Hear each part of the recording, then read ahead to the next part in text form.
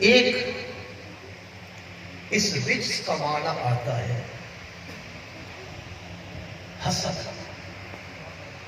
حسد کہتے ہیں کہ اپنے سے دوسرے کو دیکھنا کہ اس کو یہ مال، یہ مقام، یہ منصب، یہ عہدہ، یہ سٹیٹس، یہ رفعتیں، یہ بلندیاں اس کو مل گئی ہے.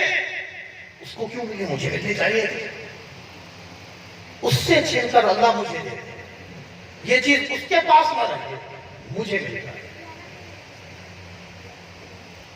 حسد اس کو کہتے ہیں.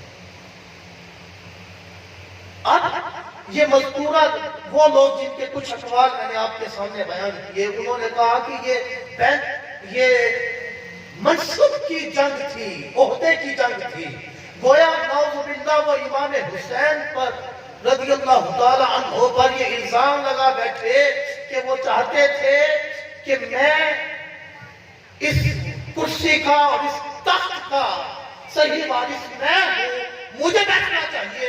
اور امام امیر المؤمنین امیر معاویہ رضی اللہ تعالیٰ عنہ اپنے بیٹے کو دے کر چلے گئے. یہ میں نہیں مانتا، لہذا میں اس جگہ بیٹھوں گا، اس سے نعمت چھین کر مجھے ملنی چاہیے. کیا یہ امام حسین کا نظریہ ہو سکتا ہے؟ بالکل نہیں. کیوں نہیں ہو سکتا؟ قرآن کہتا ہے، اب میں اس آیت کا ترجمہ کروں گا، انما یرید اللہ لیذھب عنکم الرجس. اللہ تعالیٰ نے تو اے اہل بیت کرام تم سے اس بات کا ارادہ کر رکھا ہے کہ تم سے اللہ حسد کو دور کر دے. جب تم سے حسد دور ہو گیا تو ہمارا عشق بھی، ہماری عقل بھی، ہماری سوچ بھی، ہماری سوچوں کی انتہا بھی وہ کہتی ہے کہ امام حسین رضی اللہ تعالیٰ عنہ کبھی حاسد نہیں ہو سکتے.